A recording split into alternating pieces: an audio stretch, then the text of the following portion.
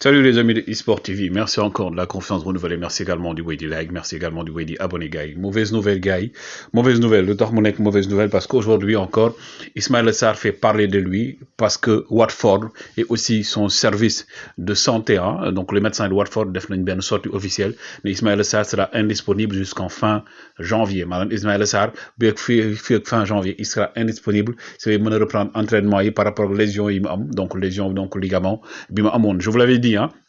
il y avait beaucoup de risques. Donc, depuis sa blessure contre Manchester United, des inquiétudes donc étaient et entouré la venue de Ismaïla Sarr ci li nga xam ne CAN 2021 bi 33e édition bi doon wax ñuy lam-laamee na Ismaïla Sarr dina ñëwul du ñëw gannaaw tamit ba nga xamee ne Aliou Cissé def na sorti def tamit liste 27 joueurs yoo xam ne Ismaïla Sarr bokk na ci moom sax Aliou Cissé mu waxoon ne Ismaïla Sarr mën nañ ko sax bàyyi fa nga xam ne Watford ba première rencontre wala premier tour bi du ko jouer Watford moom nouvelle yi mu joxe pour l'instant gars yi neexul de dégg et c'est une déclaration et c'est une annonce officielle boo xam ne def nañ ko ne fii ak fin janvier 2022 Ismaïla Sarr c'est day mën a reprendre entraînement yi ce qui veut dire que déjà bàyyi bu ñu xoolee par rapport ak Coupe d'Afrique boo xam ne mi ngi dem ba ay le 6 février 9 février. Donc, Ismaël Sarr, fin janvier, du soog reprendre entraînement, ça veut dire qu'il est quasiment forfait par rapport à la Coupe d'Afrique. Lol nak di nek nouvelle bo xamné dina naxari lol ci Sénégal, dina peser lol ci attaque sénégalaise parce que Ismaël Sarr également, c'est l'un des meilleurs artificiers, l'un des meilleurs buteurs de l'équipe nationale du Sénégal. Ismaël Sarr, la révélation de l'équipe nationale du Sénégal depuis qu'il est là. Donc bokk na ci ténor yo xamné aujourd'hui ak cadre yo xamné ci lañ doon compter. Ba gis ngeen l'autre fois avec l'absence de Sadio Mané, suñu dernier match, c'est Ismaël Sarr qui avait donc permis au Sénégal de remporter la victoire et que Ismaël Sarr également sur le plan donc technique, sur le plan également de sa vivacité, de sa rapidité, il apporte beaucoup à cette équipe nationale du Sénégal et donc il avait commencé à gagner en galon et aussi en expérience et en compétence et aussi am na expérience su Coupe d'Afrique gannaaw ba nga xam ne participé na ci Coupe d'Afrique 2019 donc loolu atu la woon pour l'équipe nationale du Sénégal. Donc aujourd'hui, nga am ben perte bu toll nu mel, donc day am lo xamné aussi équation la question yi muy poser. Peut-être qu'également on parlera de Opanguet qui va venir, mais perdre deux joueurs du calibre de Ismaïla Sarr et un autre joueur également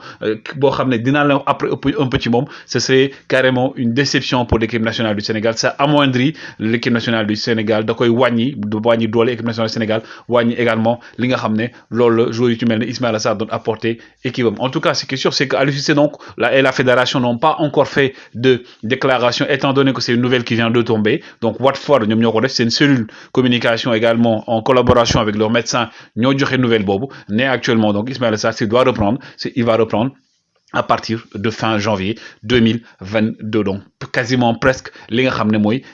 presque fin au Coupe d'Afrique bu féké né Sénégal dem na ba egg peut-être li nga xamné moy final bi peut-être jamono jooju li mëna yaakaar Ismaël Sarr jouer mais ce qui est sûr c'est qu'aujourd'hui Aliou Cissé a une équation à résoudre. Il a le problème de Ismaël Sarr qui vient s'ajouter donc ci problème yi mu amone parce qu'Ismaël Sarr gars wax na len ko il était parti à Barcelone maanaam jox na information bi demoon Barcelone pour xool médecin yi ndax dañ ko opérer wala duñ ko opérer finalement médecin yi ne ko non duñ opérer dañuy bàyyi nga évoluer ak blessure bi tuuti dem salle dem rééducation ñu xool par rapport ak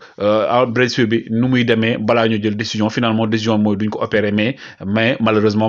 donc il sera indisponible jusqu'en fin janvier. Beneen perte bi ma doon wax mooy ki nga xam mooy Krépin Diatta la révélation de la dernière CAN bokkoon ci meilleure révélation jeune espoir ci CAN 2019 bi donc moom it il sera pas là xam ngeen ko donc perte Krépin Diatta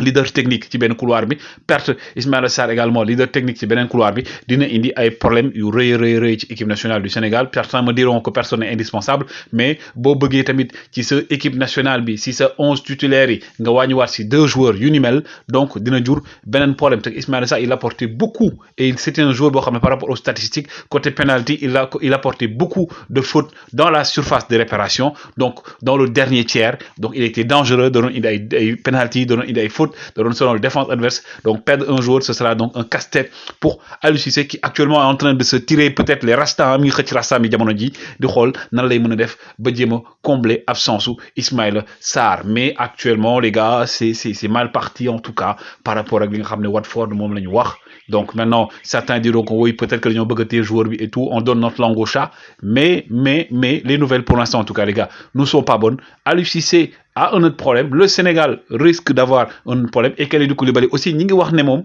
dit,